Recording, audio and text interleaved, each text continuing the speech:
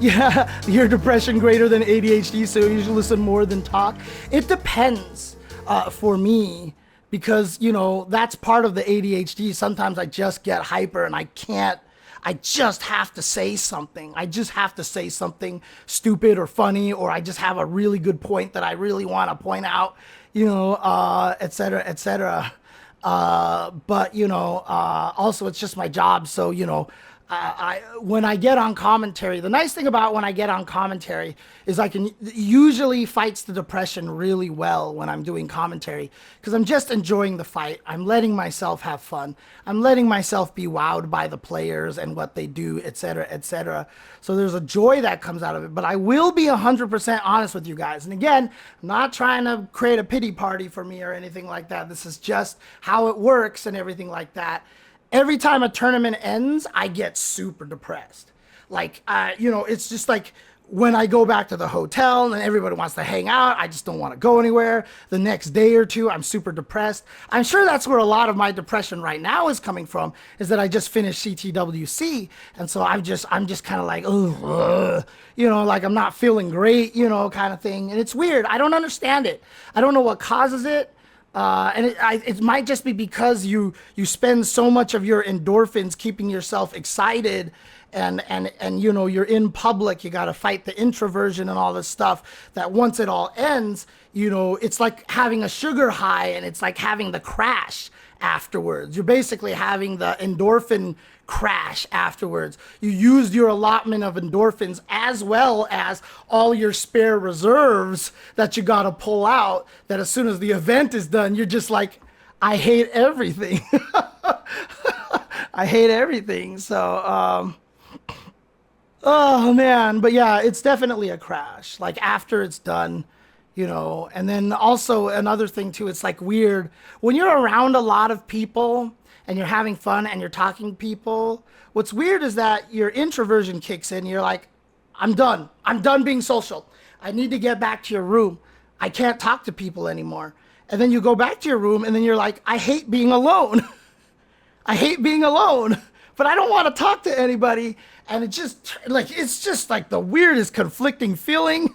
I can't explain it. It's stupid. I don't know why it's like that, but it really is just like that. So it's weird. Like you're like, I don't want to talk to anybody, but also I feel alone, right? Like you're alone, but you're like, nobody's dragging me out of the room to go and do something. They hate me. Like, it's weird, even though you don't want to get dragged out of the room because you just want to sit there and chill and recharge your battery.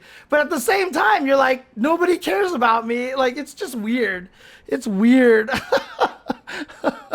No, zoning is cool, says in the chat. You need to find that magical introvert girlfriend that is happy lounging in the same area, being quiet, doing their own thing. Literally, zoning, that's Ultra David. Literally, that's Ultra David.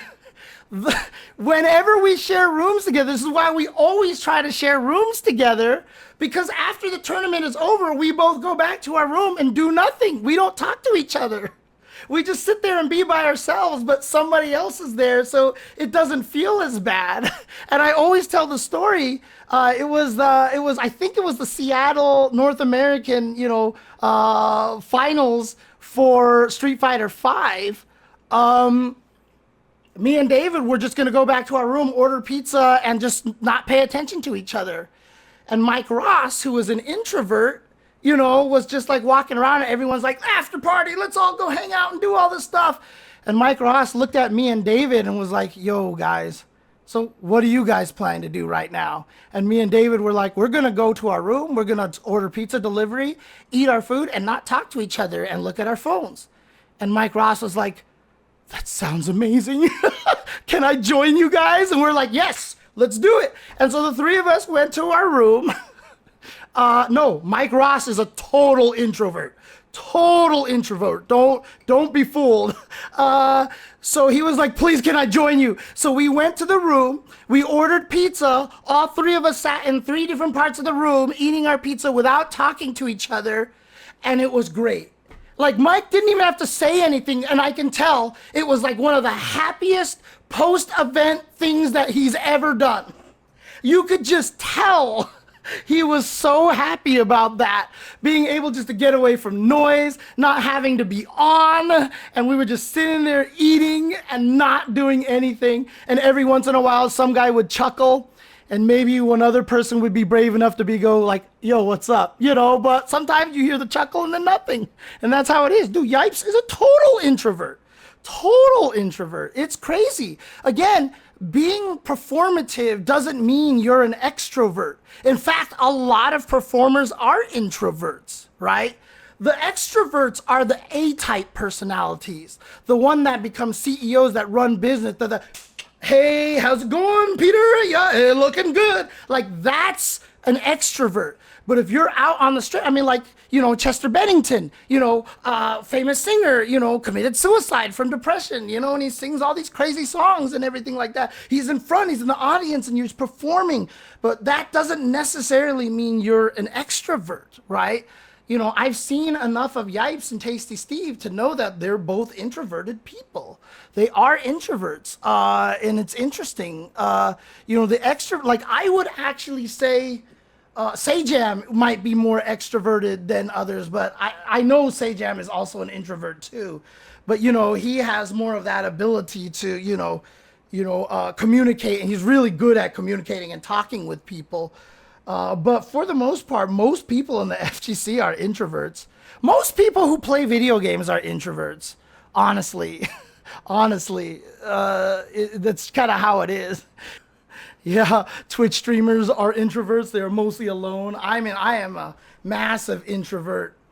I am a massive introvert. So yeah, for sure, for sure. Oh yeah, Eris is definitely an introvert. He's definitely an introvert, no question. But yeah, it slowly drains them to do so. Absolutely. So like I said, when you talk about extroverts, these are the people that are, like I said, they're the ones who are good at becoming CEOs. They're the ones who are good at, networking. Like I'm a terrible networker. Like that's my biggest weakness. That's one of the reasons why I feel like I have trouble getting ahead, because I don't know how to network. Like when I was at Level Up Expo, when I was at DreamHack Dallas, everyone's like, yeah, you got to take this time to go talk to people and try to make connections. And I didn't do shit, I really didn't do shit. I didn't do anything. In fact, the only connection I made was when people came and talked to me, when they came searching for me. Like I'm really bad at promoting myself. So, a lot of the times it's my own fault that, my channel isn't as big and stuff. I never tweet about my YouTube videos because I'm too lazy and I forget, all these things like that. It's crazy. Yeah, that's basically how it works. Introverts get their energy from within, extroverts get their energy from others. Yep, absolutely, absolutely.